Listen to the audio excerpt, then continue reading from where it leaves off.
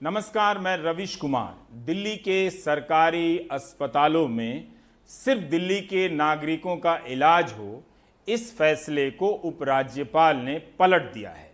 दिल्ली सरकार के मंत्रिमंडल ने यह फैसला लिया था कि दिल्ली के सरकारी अस्पताल दिल्ली के नागरिकों के लिए सुरक्षित रहेंगे, लेकिन उपराज्यपाल ने डिजास्टर मैनेजमेंट एक्ट के तहत मिले अधिकारों का इस्तेमाल करते हुए कैबिनेट के इस फैसले को पलट दिया।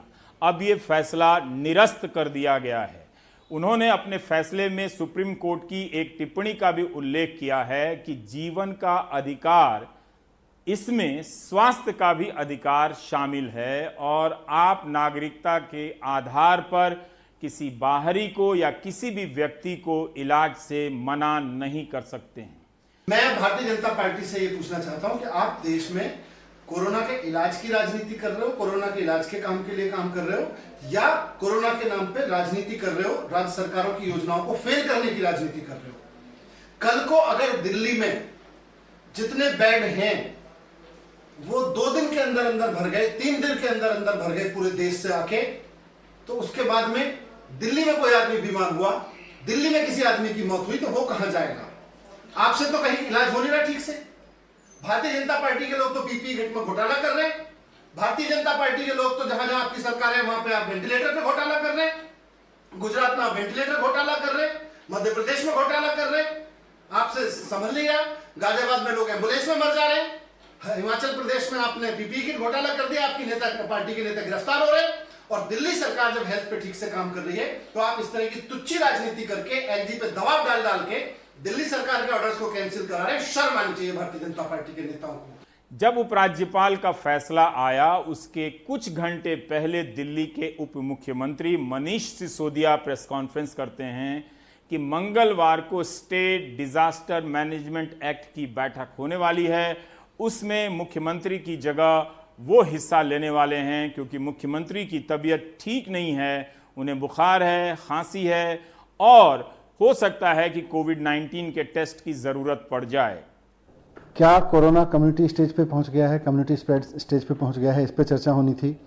इस बात पे चर्चा होनी थी कि अगर कम्युनिटी स्टेज पर पहुंच गया है, कम्युनिटी स्प्रेड पर पहुंच गया है दिल्ली में कोरोना, तो उसकी स्ट्रेटेजी फिर क्या होगी?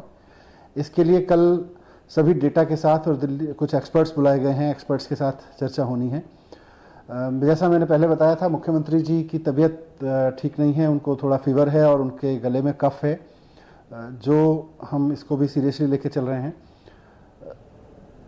उनका कल कोरोना का टेस्ट होना है, इसीलिए मुख्यमंत्री जी ने अपने आप को आइसोलेट किया है।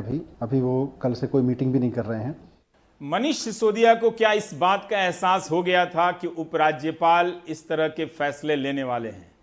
क्या इसीलिए उन्होंने कुछ देर पहले प्रेस कॉन्फ्रेंस कर बताया कि मंगलवार को स्टेट डिजास्टर मैनेजमेंट एक्ट की मीटिंग होने वाली है, जिसमें उपराज्यपाल और मुख्यमंत्री हिस्सा लेते हैं, लेकिन मुख्यमंत्री की जगह वो लेंगे? यह सिर्फ संयोग हो सकता है, मगर प्रश्न इतना भी अनुचित नहीं है। लेकिन उससे भी पहले स्वास्थ्य मंत्री सत्येंद्र जैन से जब हमारे सहयोगी शरद शर्मा बात कर रहे थे कि इतनी आलोचनाएं हो रही हैं इस फैसले को लेकर, क्या अब भी आप अपने फैसले पर अडिग हैं, उसे तार्किक समझते हैं, तो सत्येंद्र जैन ने बिल्कुल इस फैसले का बचाव किया। दिल्ली के अंदर कोरोना काफ़ी लेवल पर बढ़ चुका है और आप देख रहे हैं पिछले कुछ दिनों से 1000 से भी ज़्यादा केस प्रतिदिन आ रहे हैं, 1200, 1400, 1500 केसेज आ रहे हैं। तो दिल्ली के लोगों को इलाज कराने के लिए जगह की आवश्यकता है। और दूसरा, वैसे भी देखिएगा आसपास के राज्य तो कह रहे हैं उनके यहाँ कोरोना है ही नहीं। जब वो कह ही नहीं रहे कोरोना है तो फिर कोई इशू वाली बात ही नहीं रहती। राजनीतिक कारण हो या प्रशासनिक कारण हो, भले इस फैसले का बचाव दिल्ली सरकार कर ले, लेकिन इस फैसले से कई प्रकार के प्रश्न पैदा होते हैं। एक प्रश्न तो ये है कि मुंबई में जहां कैंसर के बड़े बड़े अस्पताल हैं, वही मना कर दें कि हम दिल्ली वालों का इलाज नहीं करेंगे। दूसरा प्रश्न यह है कि अहमदाबाद का सिविल अस्पताल कह दे कि दिल्ली के वासी जो यहाँ रहते हैं वो बीमार हैं, हम उन्हें भर्ती नहीं करेंगे, आप दिल्ली जाएं। तीसरा प्रश्न यह है कि दिल्ली में 2 तरह के अस्पताल हैं, जैसे एम्स वो केंद्र सरकार का अस्पताल है, राम मनोहर लोहिया वो केंद्र सरकार का अस्पताल है। अगर आरएमएल और एम्स ये कह दे कि दिल्ली के सरकारी अस्पतालों में जाएं, आप हमारे यहाँ ना आए, तब किस तरह की अराजकता फैल जाएगी। यही नहीं, जो दिल्ली में जो लोग रह रहे हैं, जैसे एक व्यक्ति ने मुझे लिखा कि वो खुद 20 साल से दिल्ली में रह रहे हैं और दिल्ली के नागरिक के तौर पर इलाज कराने के लिए सरकारी अस्पताल में वो अपना आधार कार्ड दिखा सकते हैं, वोटर आईडी कार्ड दिखा सकते हैं, पानी, टेलीफोन, बिजली का बिल वगैरह सब दिखा सकते हैं। लेकिन उनके साथ जो माँ रहती हैं वो जमशेदपुर में रहती हैं, उनका दिल्ली में कुछ भी नहीं है, तो माँ का क्या होगा? तो इस तरह के अनेक प्रश्नों से जनता परेशान थी। अशोक अग्रवाल शुरू से ही इस फैसले पर स्पष्टता से अपनी राय रख रहे थे।